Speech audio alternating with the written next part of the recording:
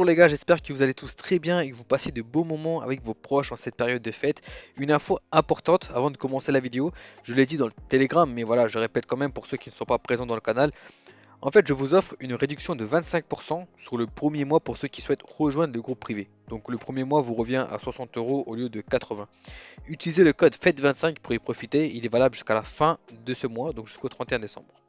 Ceci dit, revenons au sujet qui nous intéresse. Aujourd'hui, les gars, je vais vous montrer comment bien placer vos objectifs. Donc pour cela, on va s'intéresser à la liquidité, une notion importante de notre stratégie. Alors attention, hein, je ne dis pas que c'est la seule manière de placer des objectifs, il y en a plusieurs et je vais vous présenter une des manières dans cette vidéo, qui est pour moi d'ailleurs la plus simple. Maintenant, vous me connaissez, hein, on essaie de travailler de la manière la plus simple possible.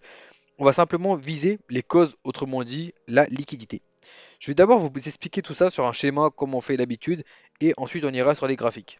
Prenons par exemple une structure haussière. Donc là on va dessiner une petite structure haussière comme ceci. Voilà.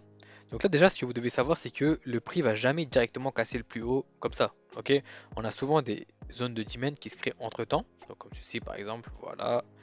Des zones de demand ici, ici. Et là on va casser enfin le plus haut précédent. Donc là déjà ici, à ce moment précis, quelle est notre attente? En fait, que veut la structure du marché à ce moment-là? Ok, là, on doit savoir que le prix vient de casser le plus haut précédent. Et là, techniquement, on attend quoi? On attend simplement le pullback dans le but d'acheter le marché plus tard. Ok, donc ça, c'est notre expectation of order flow. Bon, c'est comme ça qu'on appelle dans le jargon. On veut simplement trader à la vente pour acheter le marché plus tard, une fois que le prix aura retracé sur un de nos POI. Déjà, la première chose ici, c'est que à quel moment est-ce que vous allez trader en contre-tendance? À quel moment est-ce que vous allez trader le pullback? Donc je dis dans chaque vidéo, pour trader à la vente ici en contre-tendance, vous devez avoir des critères clairs et précis qui vous donnent le feu vert pour le retournement. D'accord? Donc là, vous devez avoir des critères qui vous indiquent vraiment un retournement pour trader le marché. Parce que voilà, vous n'allez pas trader en contre-tendance n'importe où. Le marché peut continuer à la hausse avant de retracer après plusieurs jours. Ok? Donc là, du coup, disons qu'on a un choc. Un choc, je rappelle, c'est le minimum requis pour trader à la vente. Pour trader le contre-tendance, pour valider, on va dire, le pullback, c'est le minimum requis. Vous devez avoir au moins un change of character. Donc là, disons que le change of character, il a été validé ici. Là, le change of character a été validé. Donc, je vais juste écrire ça rapidement. Tac. Voilà. Et là, on va donc vendre le marché une fois que le prix aura retracé sur une de nos zones de supply. Donc là, disons que le prix retrace sur une zone de supply comme ceci. Et là, on va shorter le marché. C'est là qu'on va s'intéresser vraiment. Enfin, le but de cette vidéo, c'est surtout de vous expliquer à partir de cet instant-là. La question, c'est quoi? C'est où est-ce qu'on va placer notre objectif? Donc là, on va vendre le marché, mais où est-ce qu'on va placer l'objectif? Est-ce qu'on va la placer ici, ici, ici, ici? Où est-ce qu'on va le placer? C'est là que la question se pose. En fait, déjà, si vous tradez en une minute, donc si vous allez chercher votre position en une minute avec un stop loss de 3-4 pipes, vous devez prendre du profit. Donc là, l'idée, c'est pas de vous donner, voilà, de vous pousser à clôturer vos trades à un RR de 1%, 1 pour 50. Ok, donc ne soyez pas influencé par les youtubeurs ou par les pseudo Instagrammeurs traders qui vous montrent des RR de 1%, 1 pour 50. Ok, le but, nous, en tant que trader, c'est d'aller prendre du profit et laisser courir une petite portion. Voilà, petite portion en tant que bonus, on va dire. Ok, par exemple, moi, je prends du profit à 1 pour 6, 1 pour 8 et je laisse courir 10% de mon trade en visant par exemple une zone H4 ou une liquidité M15 comme on va le faire maintenant. D'accord? Donc voilà l'idée. Là, du coup, maintenant, où est-ce qu'on va placer notre objectif final? C'est vraiment ça le bon terme. Où est-ce qu'on va placer notre objectif final? Donc là, du coup, maintenant, on va vendre le marché ici. Donc disons qu'on a réussi à prendre le marché ici à la vente. Quel est notre objectif? Là, par exemple, on a une zone de demand. Donc là, vous êtes d'accord avec moi qu'on a une zone de demand ici. On a également une nouvelle zone de demand ici. Et on a aussi une zone de demand ici. On a donc trois zones de demand qui se trouvent juste ici. Maintenant, lorsqu'on va vendre le marché, donc lorsqu'on va trader pullback, déjà premièrement, on va viser cette zone de demand. Ok? On va donc vendre le marché ici pour aller trader. Enfin, on va donc vendre le marché ici pour prendre du profit déjà dans cette zone de demand. Ok? Donc là, en fait, on va acheter le marché ici et on va vendre le marché. Donc une fois que le prix aura retracé sur une prochaine zone de supply. D'accord? Donc en fait, on va essayer de jongler comme ça, une petite gymnastique à adopter. On va essayer de jongler, donc comme ceci, pour aller chercher la prochaine zone de demand et la prochaine zone de supply. Et à chaque fois que le prix va casser une zone de demand, on aura accumulé de la liquidité. Ok, on ira chercher la liquidité. Donc là, par exemple, ici, on va acheter le marché ici et on va vendre le marché quelque part par là. Donc disons que là, on a, voilà, on a quelque chose comme ici. Voilà, tac. On va donc shorter le marché. Donc disons que là, on a un POI. On va shorter le marché ici. Et là, quel est l'objectif de cette vente? C'est d'aller chercher la liquidité de cette zone de demand. On a donc ici une zone de demand ici, d'accord? Là, on a une zone de demand. Donc ça représente simplement la liquidité. Donc lorsque vous allez shorter le marché ici, le but c'est de viser cette zone-là, ok? Parce que là, le but c'est quoi? C'est d'aller chercher cette liquidité-là pour venir réagir sur la nouvelle zone de demand, ok? Donc là maintenant, bah, le même principe, hop, on va shorter le marché ici et on va viser cette zone-là. Donc là, on peut soit acheter le marché ou non, ça dépend vraiment de vous, de votre plan de trading. Donc si vous achetez le marché ici, bien sûr, on va acheter le marché ici et on va vendre dans une prochaine zone de supply. Donc là, disons qu'ici, on a une zone de supply. Voilà, ici. On va donc trader à la vente. Mais cette fois, quelle zone est-ce que vous allez viser? Donc, quelle est la liquidité à aller chercher? La liquidité à aller chercher, elle est juste là. Donc c'est cette liquidité-là qu'on va aller chercher et viser cette zone de demand. Ok? Donc là, bien sûr, encore une fois, si vous tradez en 1 minute et que vous avez un stop loss de 3-4 pipes, vous pouvez prendre du profit assez rapidement. Donc là, disons que vous prenez du profit ici, vous clôturez un trade avec un RR de, disons, 1 pour 8, 1 pour 9, et vous pouvez laisser courir 10% ou 20% ou même 5%, ça dépend de votre money management, de votre gestion de votre trade, et donc laisser les 5%, 10% courir jusqu'ici. Ok? Donc là, au lieu de clôturer toute votre position ici, vous savez très bien que la logique veut en sorte que, veut en sorte que le prix vienne chercher cette zone-là. Du coup, vous pouvez laisser courir votre petite portion jusqu'ici dans le but d'aller chercher, on va dire, un petit bonus. Ok? Parce que voilà, même si le prix se retourne ici, vous avez pris du profit, vous avez clôturé la plus grande portion de votre trade. Du coup, il n'y a aucun souci. Ok? Donc voilà, donc du coup, lorsque vous allez trader à la vente, visez les liquidités. Et là maintenant, ce que vous devez savoir, c'est que lorsque le prix va venir réagir sur cette zone de demand, donc ça c'est la dernière zone de demand. Je rappelle que pour continuer ces structures haussières, on ne doit pas casser ce plus bas qui se trouve ici, ok? Parce que ça c'est simplement le higher low. Donc si jamais le prix vient casser ce higher low, et bien là, la structure va donc shifter, on va passer de bullish à bearish, d'accord? Donc là du coup, lorsqu'on va acheter le marché ici, quel est l'objectif à viser? Il faut savoir que là, lorsque le prix descend comme ceci, on crée de la liquidité. En fait, la liquidité, elle est toujours présente. Là, on a une liquidité. Ok, donc là, j'ai un peu mal tracé, mais il faut savoir que là, on peut avoir une sorte de trend line. Ok, donc là, le principe, c'est la même. Maintenant que le prix viendra chercher la dernière zone de demand, maintenant, le but, c'est d'aller chercher cette liquidité-là. Donc lorsque vous allez acheter le marché à ce niveau-là, donc quelle est la zone que vous allez viser? Vous allez viser simplement le plus haut précédent, d'accord? Parce que là, en fait, lorsque le prix viendra chercher cette trendline, on aura une très forte réaction. En fait, on aura une petite réaction, puis le prix va directement sauter tous les stop loss des vendeurs qui se placeront ici, d'accord? Donc du coup, on aura une petite accélération qui fera grimper qui fera grimper le prix à la hausse assez rapidement. Donc là, du coup, vous pouvez prendre du profit une fois que le prix aura cassé cette zone de liquidité, donc cette trendline en fait, d'accord? Donc là, on va juste matérialiser ça comme ceci, voilà.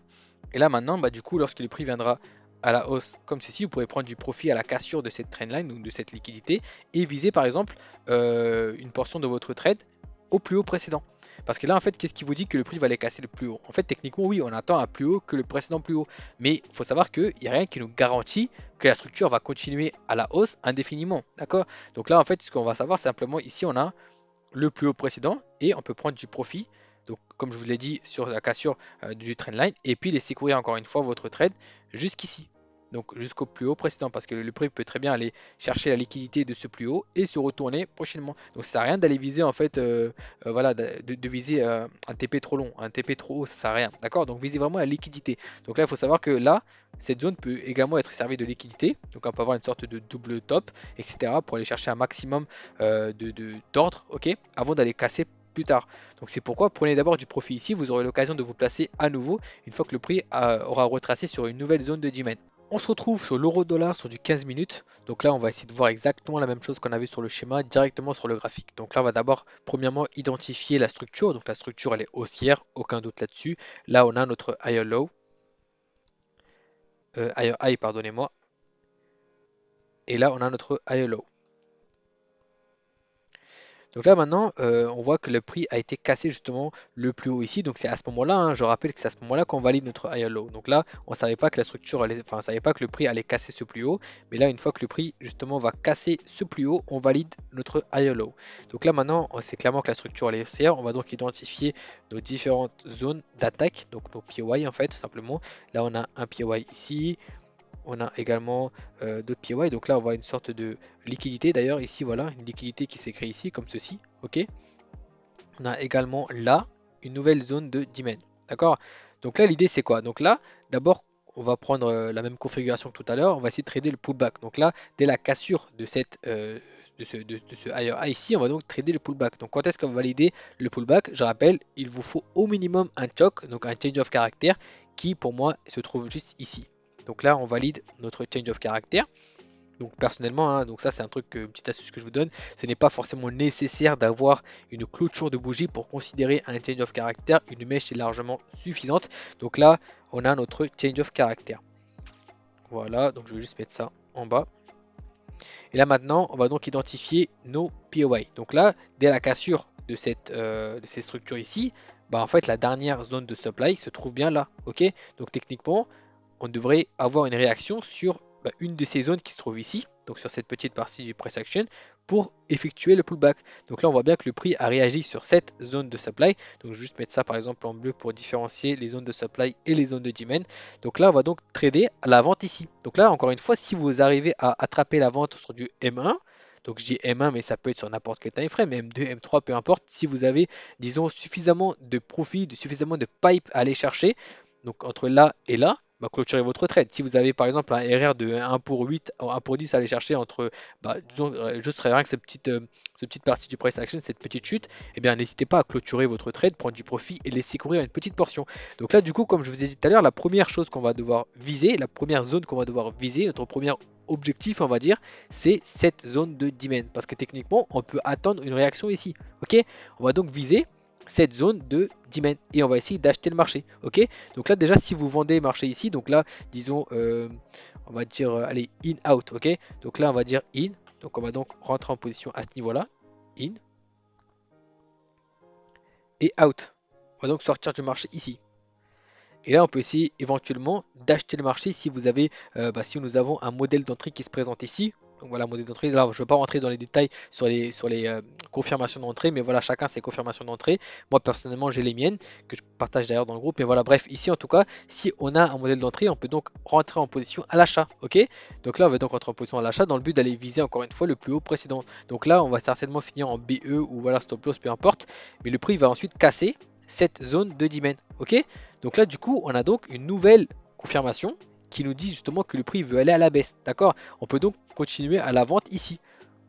On a donc une nouvelle zone de supply qui s'est dessinée. Donc là, on a cette zone là, mais voilà, le prix aurait très bien pu réagir sur cette zone de supply ou voilà, sur d'autres zones de supply au-dessus. C'est pas ça le sujet encore une fois de la vidéo. Donc là, lorsque le prix va chercher, va venir chercher cette zone de supply, là, le but c'est quoi? C'est où est-ce qu'on va placer notre vente, notre objectif, notre take profit final si on arrive à shorter le marché ici. Donc là, encore une fois, le but, ça sera d'aller chercher cette zone-là. Ok, donc cette zone de demand. Donc là, bien sûr, on a identifié une liquidité ici. Ok, donc parce que là, pourquoi est-ce que ça c'est une liquidité? Il faut savoir qu'il y aura pas mal de gens, donc en fait sur des time frames plus petites, sur du M5, M3, M4, là on aura certainement des POI. Ok, donc les gens vont commencer à acheter le marché lorsque le prix va retracer sur ce POI là.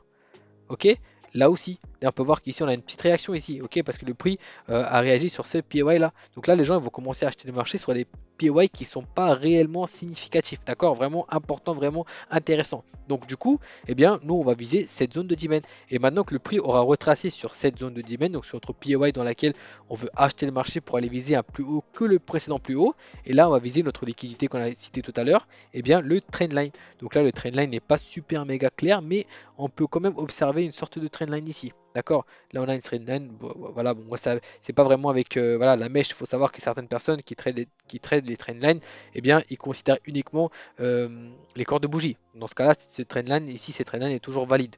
Donc, du coup, ça, c'est notre liquidité que nous allons viser dans un premier temps. Donc, du coup, si vous tradez à la vente ici, enfin, si vous tradez pardon à l'achat ici, eh bien, on peut viser déjà la cassure de cette trendline. Donc, par exemple, ici, on peut prendre du profit. Donc, encore une fois, si vous tradez sur du 1 minute, il faut savoir qu'entre là et là, il y a largement de quoi aller chercher du profit, hein. Là, on a quasiment 30 pipes. Donc là, si vous rentrez en position sur du 2, 3 pipes, 4 pipes de stop loss, il y a largement du profit à aller chercher. Donc un erreur de 1 pour 8, 1 pour 9 à aller chercher, c'est super intéressant. Donc du coup, vous pouvez clôturer votre trade à 80%, 90% et laisser courir une portion jusqu'ici. Bon là, du coup, on peut voir que le prix a complètement éclaté à la hausse. Mais voilà, si jamais vous clôturez votre trade ici, il n'y a aucun regret, ok? Donc voilà, si jamais personnellement j'aurais pris mon trade ici et j'aurais mis mon take profit final à ce niveau-là. Donc j'aurais placé simplement une ordre directement sur MT4 à ce niveau-là, d'accord? Donc je ne serais pas frustré ou quoi que ce soit si jamais le prix va éclater à la hausse. Voilà, en fait c'est quelque chose qu'on attend parce que techniquement la structure elle est haussière, donc on attend un prix haussière, donc on attend pour que le prix continue à la hausse encore une fois, d'accord? Donc voilà les gars, j'espère que cette vidéo-là vous aura plu, j'espère que vous avez compris le message de la vidéo, ok? Donc si vous souhaitez avoir plus d'informations, n'hésitez pas à rejoindre notre canal Telegram ou alors directement notre groupe privé. Encore une fois, n'hésitez pas à utiliser le code promo qui est valable jusqu'au 31 décembre. Donc moi je vous dis à très bientôt dans une prochaine vidéo. Ciao, ciao.